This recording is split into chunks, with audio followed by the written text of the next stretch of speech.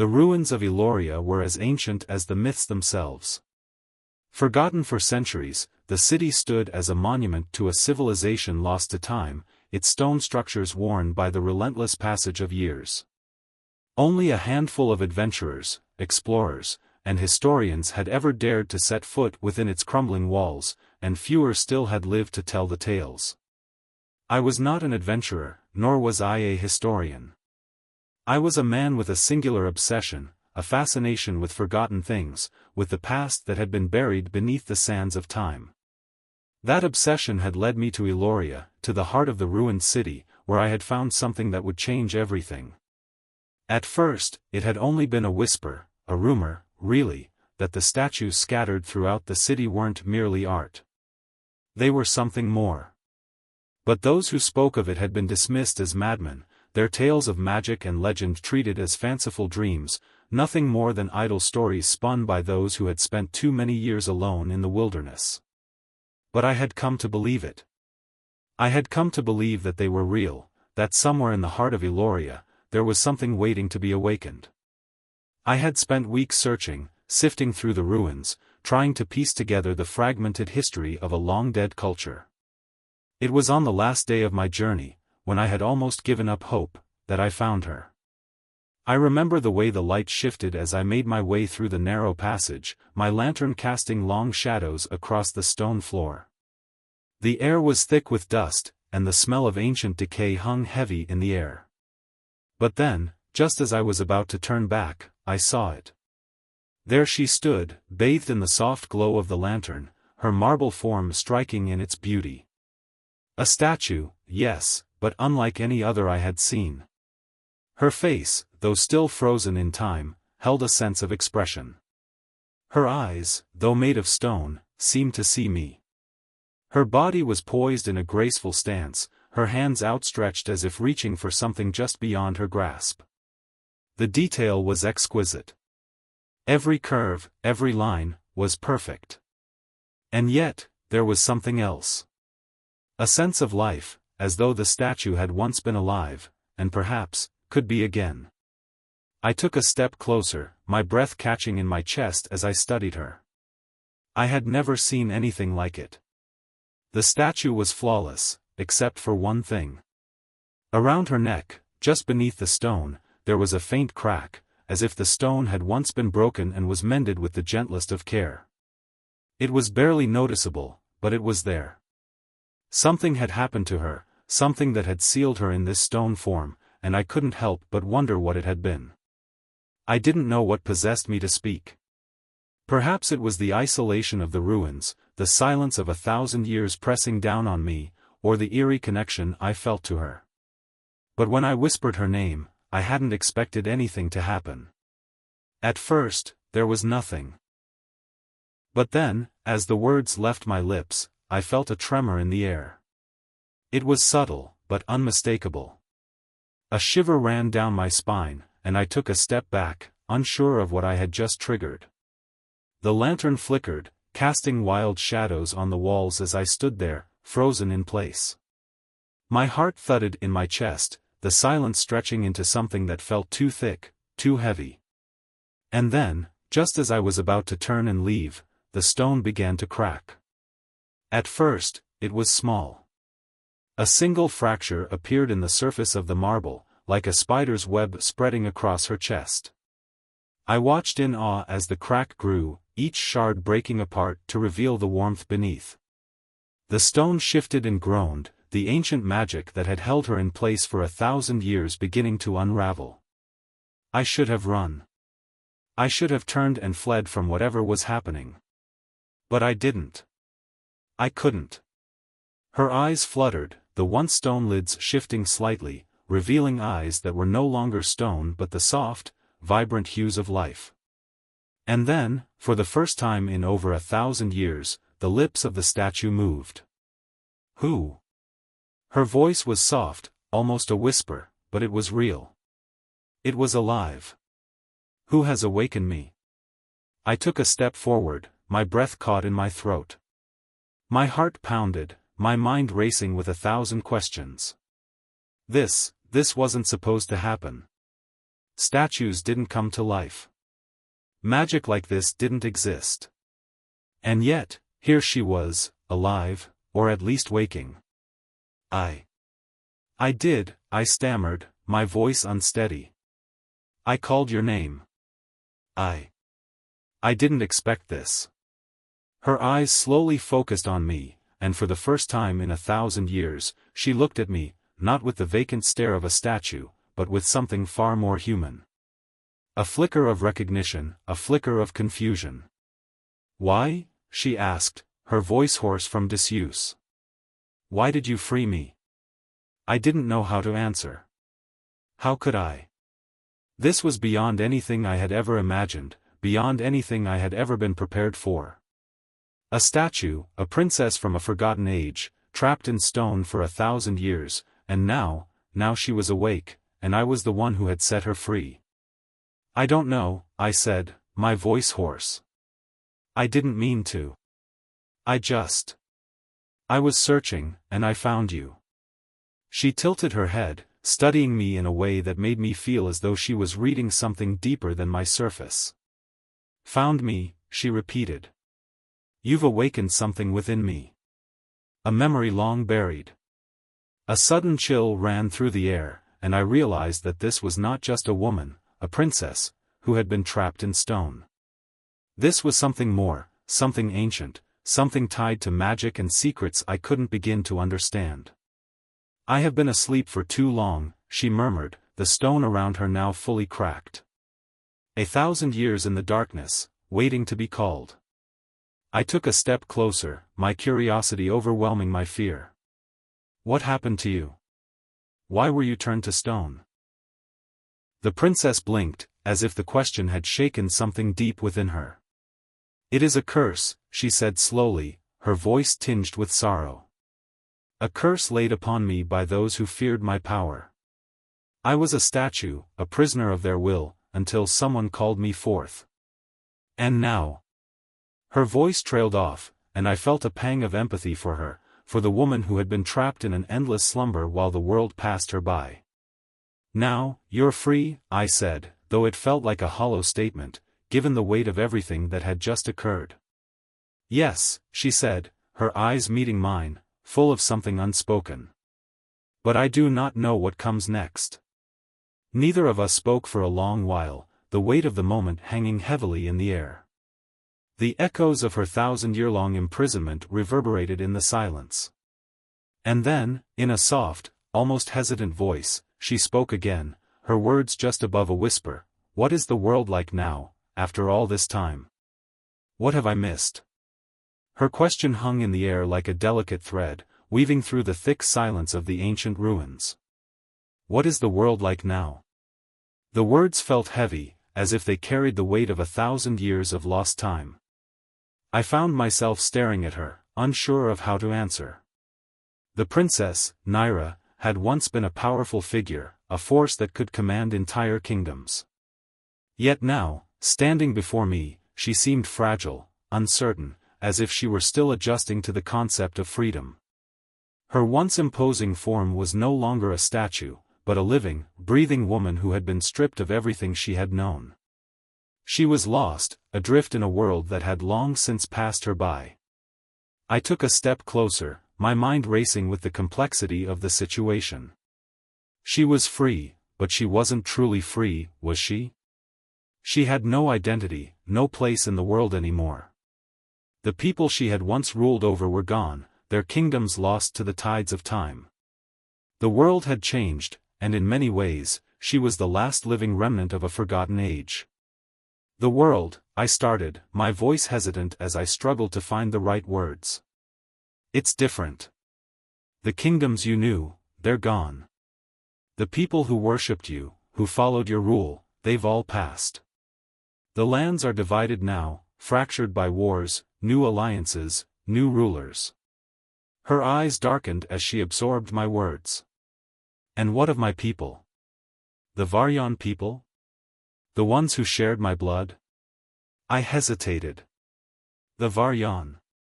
I don't know. I haven't heard of them in centuries. I'm afraid your kingdom was lost long before I was born.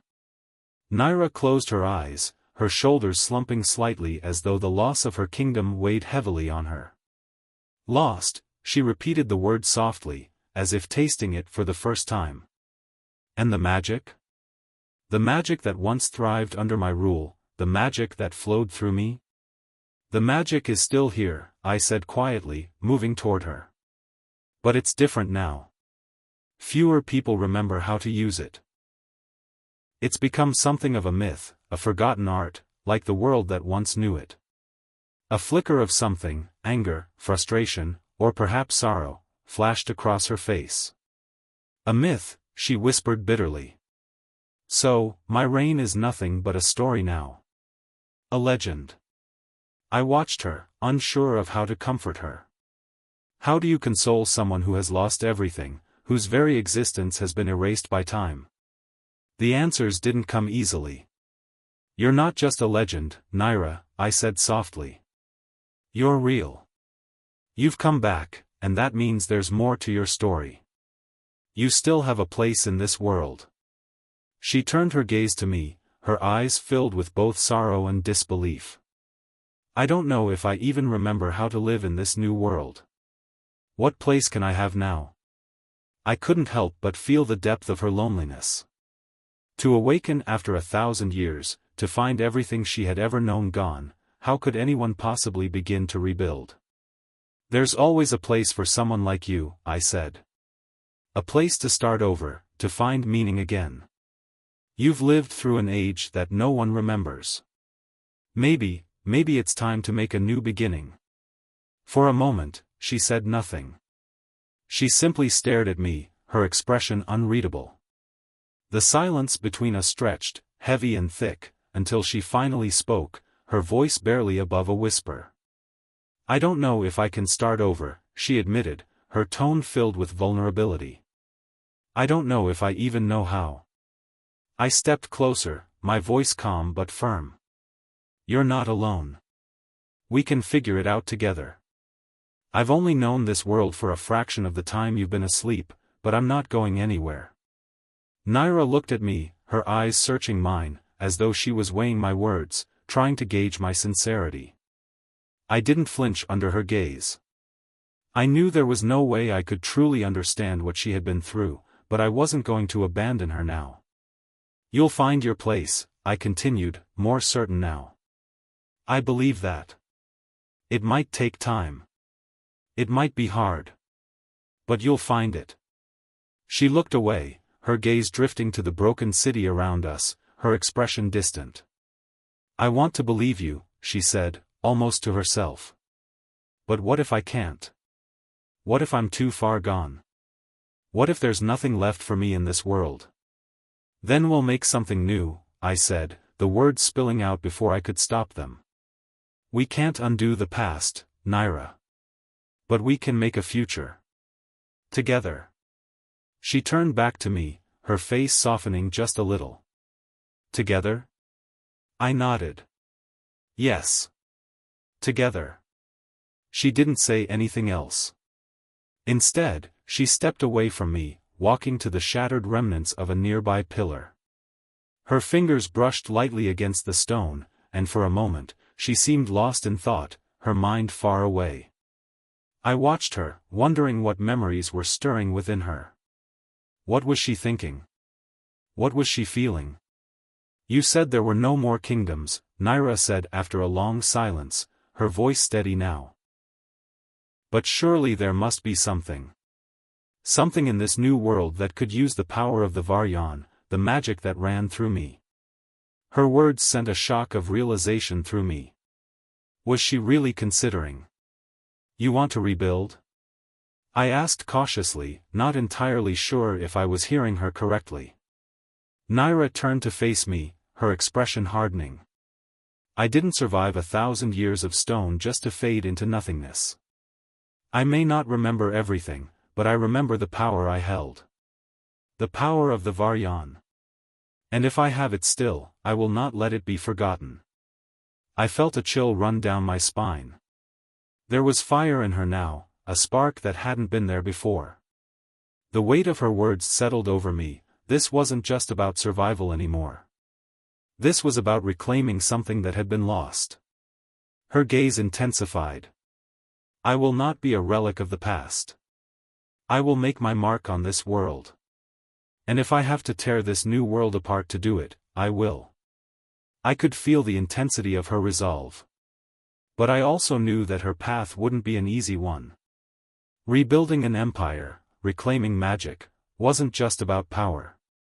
It was about sacrifice. It was about the consequences of choices made in the heat of passion. I hesitated, but then, as if driven by some force outside of myself, I stepped forward. What do you need from me, Naira? She paused, considering me for a long moment. I need you to be my ally.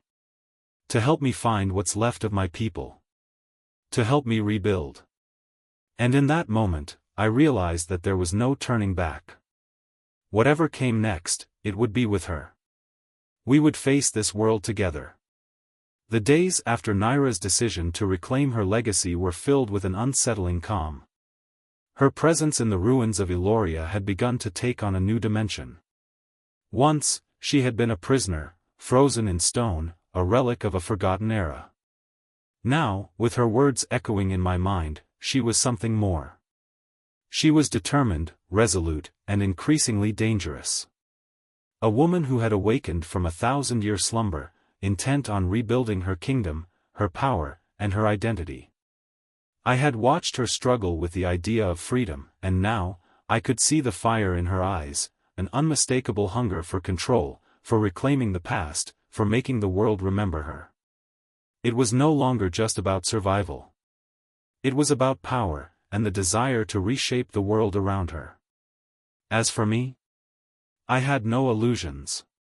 Naira had freed herself from the shackles of her past, but in doing so, she had dragged me into a world I didn't belong in, a world of ambition, magic, and retribution.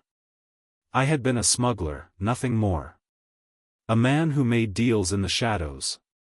But now, I was her ally. Her partner. Whether I liked it or not, her fight was my fight.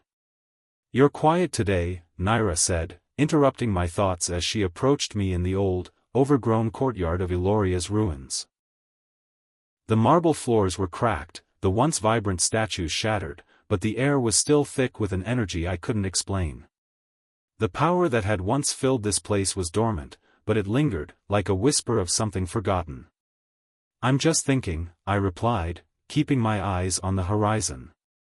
The wind had picked up, and I could feel the chill in the air, a reminder that the world was still turning, despite the passage of time. Naira watched me closely, her gaze sharp.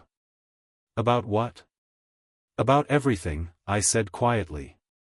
This isn't the world I knew. And I'm not sure I understand everything you're trying to do.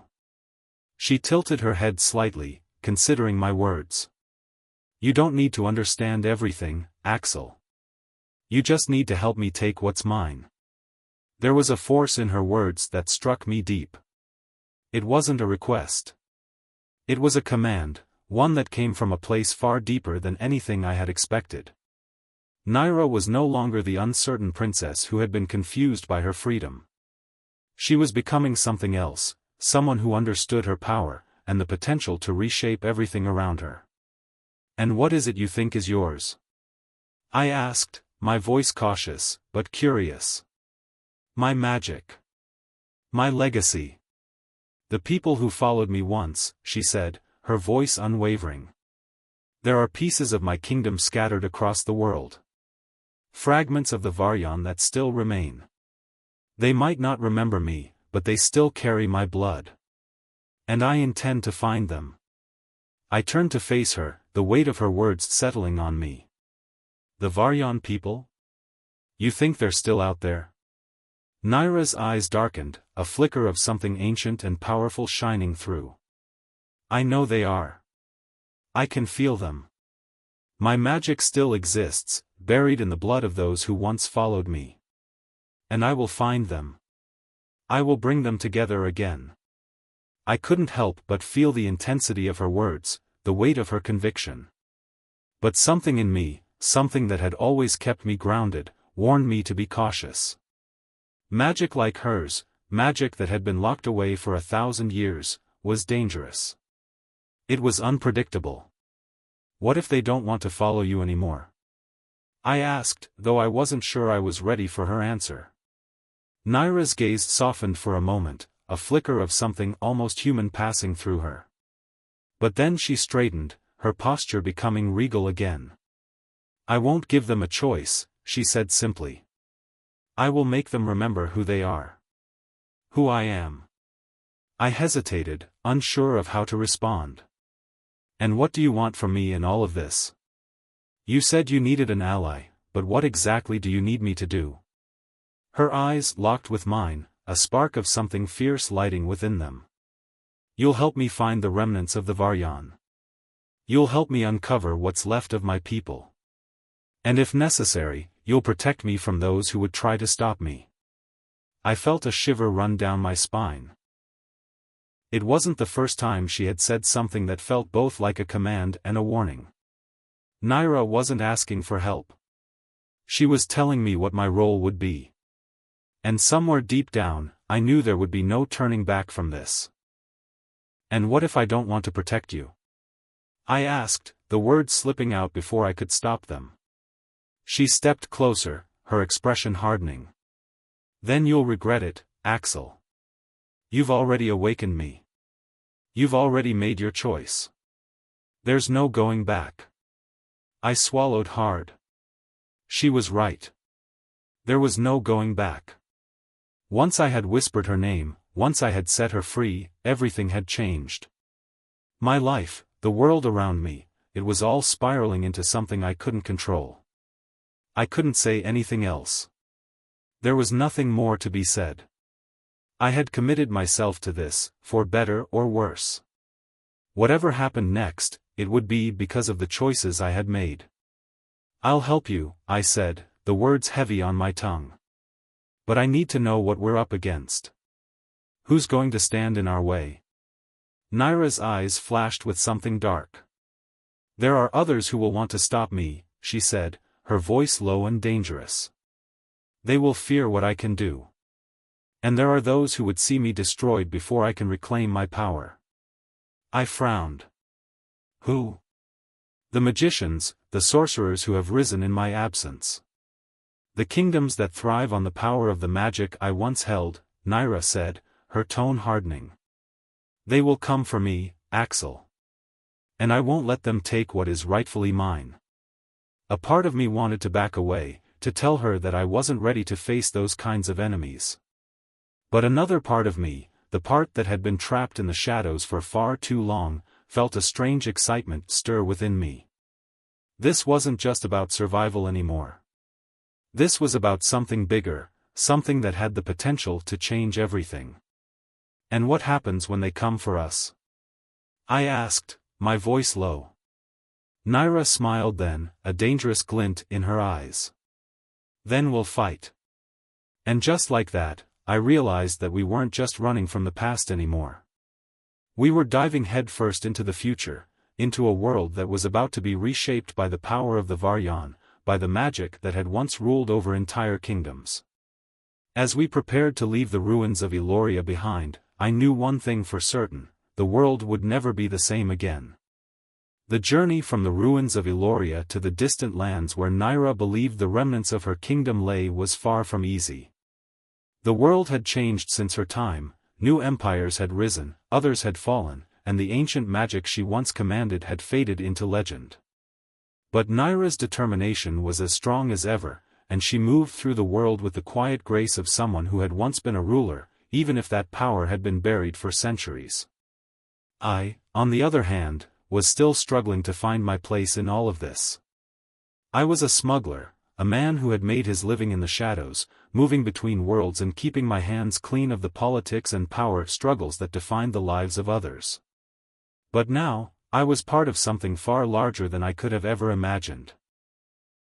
Naira's quest to reclaim her people, her magic, her kingdom, it was a dangerous game, one that I wasn't sure I was equipped to play. We traveled for days, stopping only when we had to, crossing barren deserts, dense forests, and treacherous mountain ranges.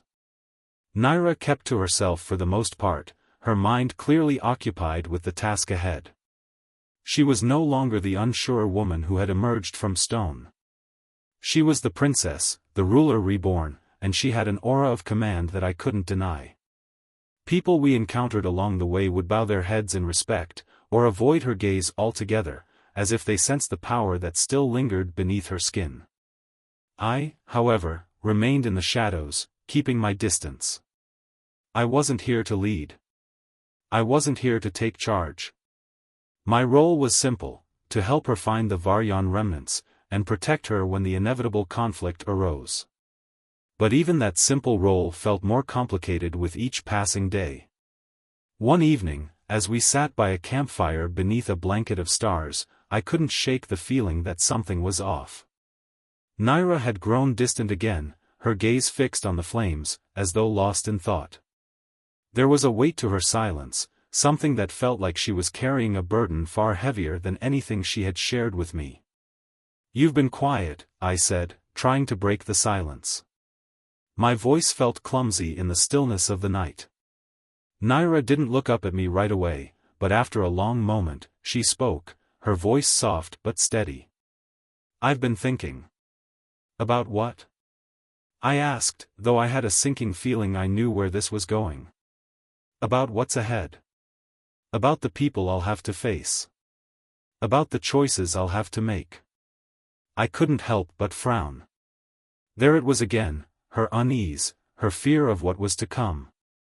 It was rare that Naira ever showed vulnerability. She had been a queen, and queens didn't show weakness. But the closer we got to finding her people, the more I saw the cracks in her armor. "You don't have to do this alone, you know," I said quietly, trying to offer some comfort, though I wasn't sure it would help. "You don't have to carry everything by yourself."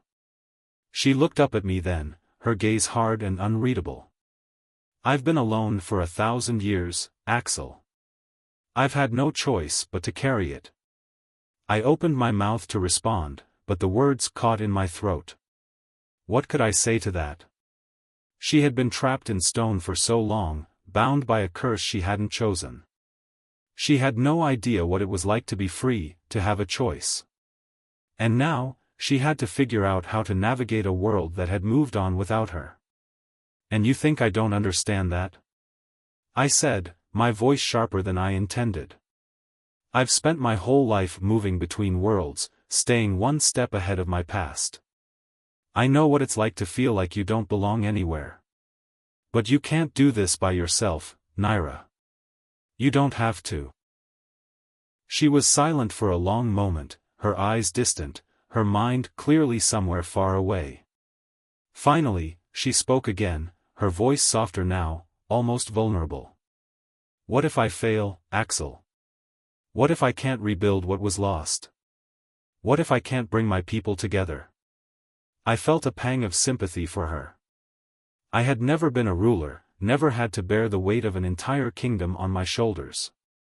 But I knew what it was like to feel like everything you did was leading to failure. The fear of being inadequate, of not measuring up, it was a quiet, insidious thing. And Naira was facing it head-on.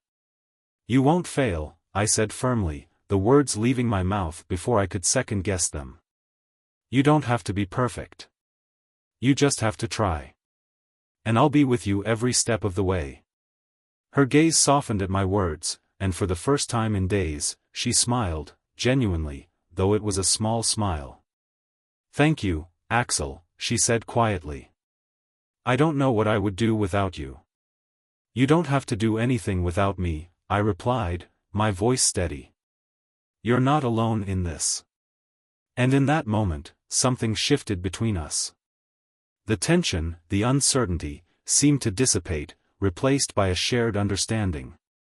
We weren't just two people traveling across a broken world anymore. We were allies, partners, bound by something deeper than either of us could define. The fire crackled as the night stretched on, the stars above us a reminder of how small we were in the grand scheme of the universe.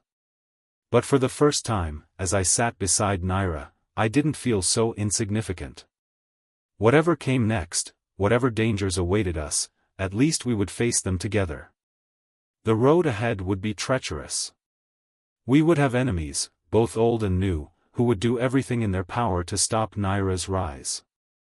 The magic she sought to reclaim was dangerous, and there were those who would kill to possess it. But as the firelight flickered in the darkness, I realized that the greatest danger wasn't from the enemies we would face. The greatest danger lay in the choices Naira would make, and whether we could survive the consequences of those choices. We continued our journey across the fractured world, ever closer to the fragments of Naira's past. Each day brought new challenges, new dangers, but also new revelations. It seemed as though the farther we ventured into the unknown, the more the weight of Naira's legacy grew. The people she had once ruled, her bloodline, these were no longer just distant memories for her. They were real, tangible, and with each passing day, they felt more like something she could reclaim. But with each new step, I couldn't shake the feeling that we were walking a dangerous path. Not just because of the enemies we were bound to face, but because of the power Naira was beginning to embrace. I had seen the way she looked at the world now, no longer with uncertainty, but with the burning intensity of someone who was reclaiming what had been taken from her. It was in the quiet moments, when we were alone by the fire, when the world felt distant and all-consuming, that I saw the toll it was taking on her. She was driven, yes, but at what cost? "Do you ever think about it?" she asked one night, her voice cutting through the stillness of the desert air. We had made camp near a small oasis, the water shimmering in the moonlight, but the silence between us was suffocating. "Think about what?" I asked, glancing up from the fire. The flickering flames cast long shadows across her face, giving her an ethereal, almost otherworldly quality. "About how much has been lost," Naira murmured, her eyes distant, as though she could see something beyond the desert, beyond the fire. "About what happens when I find my people. About what I'm going to ask them to do. I want to rule again, Axel. But I don't know if they'll follow me. I don't know if I can make them." Her words hung in the air like a heavy weight. She had never voiced the doubts she carried so openly before. Naira was a force of nature, powerful, commanding, but in that moment, I saw the cracks in her armor. The fear. The vulnerability that she had tried so hard to bury. "You don't have to make them follow you, Naira," I said softly. "Not if they don't want to." She shook her head, the frustration evident in the tightness of her jaw. "I don't think you understand," she said, her voice a little sharper now. "I can't be weak. I can't let them think I'm weak. If I show them doubt, if I show them that I'm unsure, they'll never respect me. They'll never follow me. And if they don't follow, everything I've done, everything I've fought for, will have been for nothing." Her words pierced me more deeply than I had expected. She was right. Naira had no room for weakness. She had spent 1,000 years in stone, her name whispered in legends, and now, as she stepped into the world again, there was no room for uncertainty. But it wasn't the doubt that made her weak, it was the refusal to acknowledge it. To carry the burden of an entire kingdom on her shoulders without anyone to help her bear it. "You don't have to carry it all on your own," I said again, my voice firm this time, though my heart ached for her. "I'm with you, Naira. I'll stand beside you, no matter what." She met my gaze then, her eyes intense and searching, as if she were trying to read something in me. Finally, she nodded, the tension in her shoulders easing just a little. "I know," she said quietly. "But I can't ask you to carry it for me. This is my fight. My responsibility. I'm not carrying it for you," I said with a half-smile. "I'm just here to make sure you don't break under it." She gave me a small, wry smile in return, a glimmer of something human breaking through the armor she had carefully constructed over the years. But the smile didn't last long. Naira stood up suddenly, her eyes scanning the horizon as if sensing something I couldn't see. "We need to keep moving," she said, her tone shifting back to the steely determination I had come to know. "We're getting closer, Axel. I can feel it." I stood up too, feeling the familiar pull of purpose that had always driven me forward. Then let's get going. The next day, we crossed into new territory. The terrain became rougher, more hostile, and I could feel the tension in the air. Naira's senses were sharper than mine, and she kept her distance from the few travelers we encountered, eyes always alert for any sign of danger. It wasn't long before the rumors of her presence began to catch up with us. Whispers spread through the small villages we passed, and every glance we received seemed filled with something more than curiosity. Fear. Recognition. We had entered territory that once belonged to the Varyan. And it wasn't long before we encountered someone who recognized her. A man appeared on the horizon, silhouetted against the setting sun, his movements purposeful. His figure was tall, draped in the robes of a desert wanderer. His eyes, though, gleamed with something else, something darker. I reached for my weapon instinctively, but Naira stopped me with a look. She knew who he was. "He's one of them," she said, her voice low, though there was no fear in her tone. Only cold resolve. "One of the Varyan who never left." I narrowed my eyes. "Is he a friend?" Naira's lips curled into a thin smile, though it didn't reach her eyes. "Not exactly." The man came closer, his pace slow but deliberate. As he drew nearer, I could see the details more clearly: his robes, a deep shade of red and gold, and his face, lined with age but still sharp, still regal. The symbol of the Varyan, a crescent moon encircling a star, was embroidered on his chest. "Princess Naira," he said, his voice carrying the weight of years, of memories long buried. "You've returned." Naira stood her ground, her gaze unwavering. "I've returned to reclaim what is mine." He smiled, but it was a bitter, hollow smile. "You may find the world has changed since you last ruled. Things are no longer as they once were." "I know," Naira replied, her voice sharp. "That's why I've come.